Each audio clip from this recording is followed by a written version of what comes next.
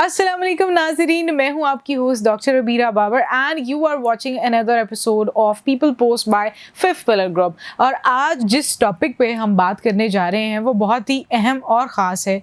जैसे कि हम देखते हैं कि पिछले कुछ सालों में पाकिस्तान से बहुत सारे डॉक्टर्स, इंजीनियर्स और पढ़ा लिखा जो तबका है वो मूव करके अब्रॉड बहुत ज़्यादा जाने लग गया है और स्टिल ये जो सिलसिला है जारी है।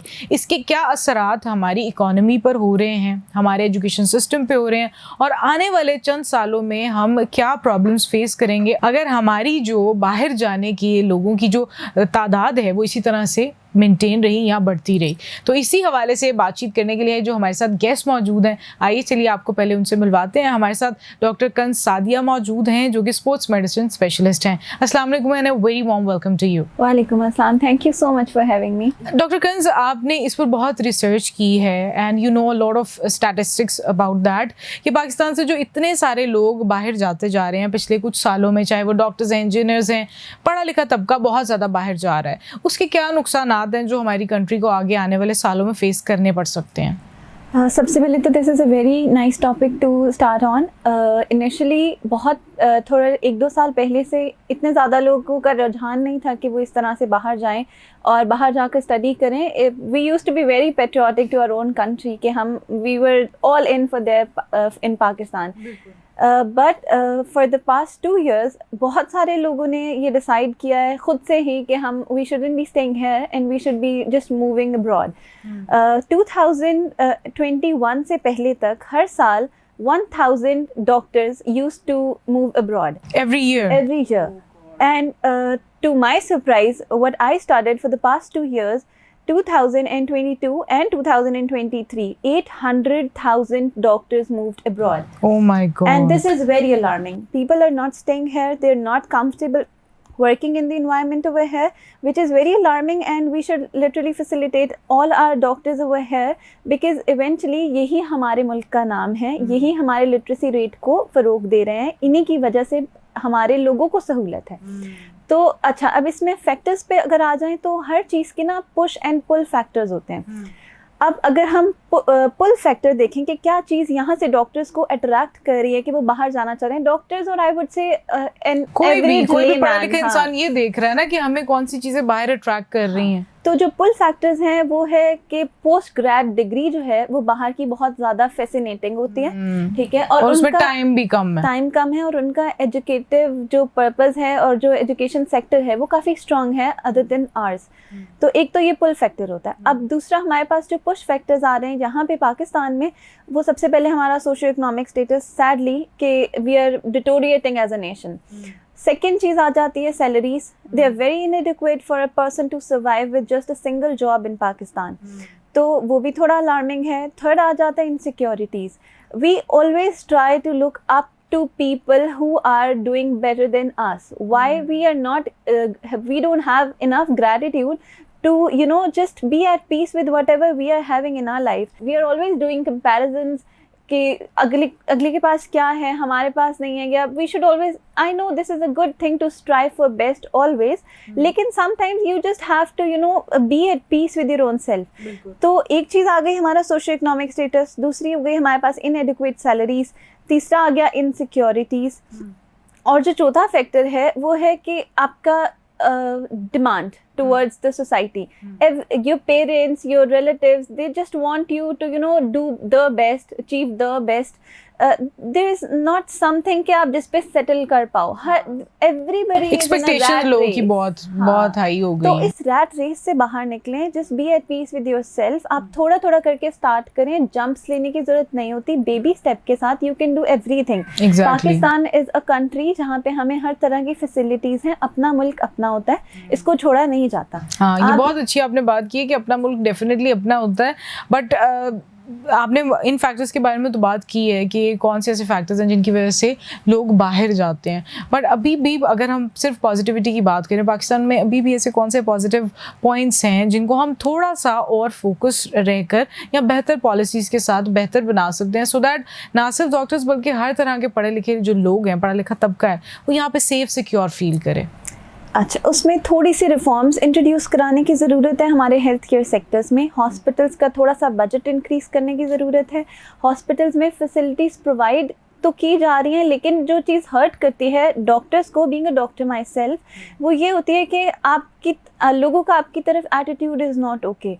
आप हर वक्त एक दूसरे को डिग्रेड कर रहे हो, you are not working in a healthy environment. अगर आप इन्वायरमेंट थोड़ा हेल्दी कर दें तो काम करना किसी के लिए भी मुश्किल नहीं होता। जो घर से निकलता है वो काम करने निकलता है, तो उसने काम ही करना होता है। तो अगर आप उसको हेल्दी इन्वायरमेंट दे देंगे तो वो फ्लरिश करेगा, हेल्दी नहीं देंगे तो ऑब्वियसली आहिस्ता आहिस्ता ऐसे फैक्टर्स आएंगे कि they would try their best to move to some other place, तो वो रीलोकेट करना शुरू कर देते हैं। बिल्कुल इसी तरह से। अच्छा डॉक्टर गंज, जब हम बिजनेसमैन की बात करते हैं, बिजनेस पर्सन्स की बात करते हैं, तो वो अपने सेक्टर के लिए, अपने जो भी एम्प्लॉयज़ हैं उनकी ट्रेनिंग के लिए, हर चीज़ के लिए बहुत ज़्यादा फोकस्ड होते हैं। लेकिन अगर हम उसी तरह से अगर हॉस्पिटल्स देखें तो लोगों ने हॉस्पिटल्स, डॉक्टर्स ने खुद भी बनाए हुए हैं और भी लोगों ने बनाए हुए हैं, लेकिन उनकी जो मैनेजमेंट है या फिर वहाँ पर जो आने वाले डॉक्टर्स हैं उनकी मेंटल हेल्थ या उनकी मोटिवेशनल ट्रेनिंग के बारे में कुछ नहीं किया जाता। What you have to say about that? सबसे पहले तो इस टाइम पे पाकिस्तान में जो एक तबका बहुत फ्लरिश कर रहा है ना, वो है बिजनेस, एंटरप्रेन्योरशिप एंड बिजनेसमैन। इसके अलावा इस टाइम पे अभी तक कोई इतना हाई रॉकेटिंग हमारे पास प्रोफेशन नहीं है। इसी को मद्देनज़र रखते हुए लोगों ने अब हेल्थ केयर को भी एज अ बिजनेस स्टार्ट कर दिया है। हॉस्पिटल्स में लोगों के पास अवेयरनेस नहीं है, मैनेजमेंट स्टाफ के पास टीचिंग स्किल्स नहीं है, उनको बताया नहीं जा रहा है, उनकी वर्कशॉप्स नहीं हो रही हैं। They've just bought a place, building खड़ी कर दी है and now this is a hospital.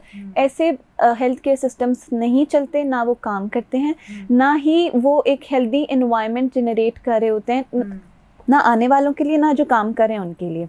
तो बहुत ज़रूरी है कि वर्कशॉप्स हों, क्लासेस हों, गाइड किया जाए लोगों को बताया जाए कि आपने कैसे ट्रीट करना है। और दूसरी चीज़ जो है, यहाँ पे पावर की गेम बहुत ज़्यादा है। जो पावर में दे कैन डू एनीथिंग, ये बहुत गलत है। Rules and regulation, law and democracy should be for everyone. कोई बड़ा छोटा इसमें नहीं होना चाहिए। उसमें आ जाता है कि those who are in power, या जिनकी कोई अच्छी गवर्नमेंट पोस्ट है या अच्छी जगह काम कर रहे हैं, उनको सिर्फ ये पता है कि हम किसी हॉस्पिटल में जाएंगे, किसी भी डॉक्टर को डरा धमका कर कोई भी काम अपना करवा सकते हैं।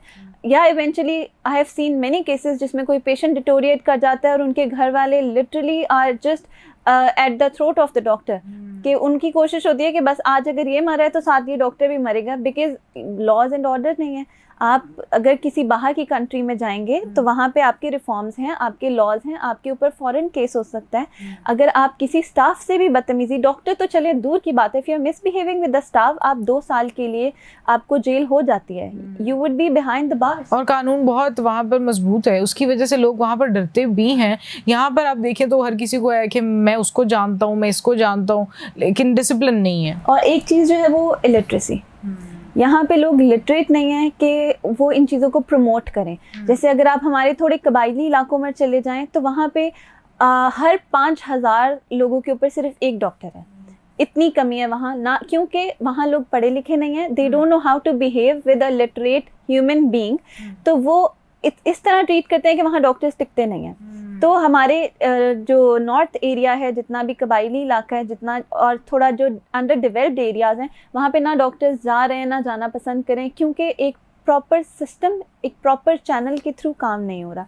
तो आई वुड हाईली इनकरेज कि इस तरह की थोड़ी थोड़ी चीज़ें, अगर कोई गवर्नमेंट सेक्टर या गवर्नमेंट सेक्टर से रिलेटेड कोई बंदा भी सुन रहे हैं तो काइंडली लुक इनटू इट। अगर आप किसी का भला कर सकते हैं अपनी छोटी सी एक रिफॉर्म से, अपनी छोटी सी एक वर्कशॉप से, तो इससे बेहतर और कुछ नहीं हो सकता for the betterment of Pakistan. Exactly ऐसे ही है। अच्छा, अगर बहुत सारे लोग ये समझते हैं कि जो बिज़नेस कम्युनिटीज़ हैं, इंडस्ट्रीज़ हैं, कमर्शलाइजेशन है, लॉट ऑफ थिंग्स, ये तो हमारी इकोनॉमी में बहुत अच्छा रोल प्ले कर रहे हैं, बट डॉक्टर्स की जो एक है कंट्रीब्यूशन, उसको उस तरह से एक्नॉलेज नहीं किया जाता। लेकिन how would you define the acknowledgement? आप किस तरह से बताएंगे कि डॉक्टर्स भी आपके मुल्क के लिए उतना ही रेवेन्यू जनरेट कर रहे होते हैं जितना कोई और बिजनेस आपके लिए जनरेट करवा रहा होता है? बिल्कुल ऐसा ही है, लेकिन इसमें होता है कि डॉक्टर्स जो होते हैं वो आपके हेल्थ केयर से ज़्यादा सोशल वर्किंग कर रहे होते हैं। यहाँ पे प्रेज उस चीज़ को मिलती है which is bringing money only. Business में किसको मैक्सिमम फ़ायदा किसको है? जो कंज्यूमर है उनका फ़ायदा भी प्रोड्यूसर्स को है, और प्रोड्यूसर्स को अपना फ़ायदा है ही। डॉक्टर्स जो हैं उनके लिए जो मैक्सिमम भी बेनिफिट है ना, वो उनको एक बहुत ही नॉर्मल सी सैलरी मिलती है, जिसके बदले वो अपना पूरा दिन वहाँ लगाते हैं, बहुत अच्छे तरीके से लोगों से बात करते हैं, उनको काउंसल करते हैं, उनकी प्रॉब्लम सॉर्ट करते हैं।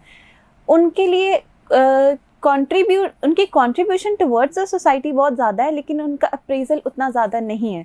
They should be acknowledged, they should be praised and they should be respected, not like any other citizen of the country but more than any other citizen of exactly इसी तरह से है कि because definitely जब आपके मुल्क और कौम में कोई भी इस तरह के सेहत के मसाइल नहीं होंगे, आपको पता होगा कि लोग तंदुरुस्त व तवाना हैं, तो ही वो आगे बिजनेसेस में जॉब्स अच्छी कर रहे होंगे, आपकी इंडस्ट्रीज, आपकी commercial, everything goes with the people ना। तो जब लोग सेहतमंद होंगे तभी वो आगे चल सकते हैं, और doctors definitely helps a lot in these things. लेकिन डॉक्टर कंज, जिस तरह से हम रिसर्च की बात करते हैं, पाकिस्तान में रिसर्च सेंटर्स की भी बहुत ज़्यादा कमी है, और अगर इंटरनेशनली देखा जाए तो रिसर्च पे ही ज़्यादा फोकस होता है। पाकिस्तान में हर कोई क्लिनिकल प्रैक्टिस की तरफ होता है कि डॉक्टर बन गए हैं, तो अगर आप क्लिनिक नहीं करते हैं, आप हॉस्पिटल नहीं करते हैं, then you are not a doctor. और अगर आपने रिसर्च थोड़ी सी ज़्यादा कर ली है, तो जो भी आपके ऊपर हेड्स होंगे, HODs होंगे, बिकॉज उनके टाइम पे वो ट्रेंड्स नहीं थे, तो वो आपको टिकने नहीं देते हैं। सो रिसर्च को आसान बनाना, रिसर्च सेंटर्स का क़याम कितना ज़रूरी है?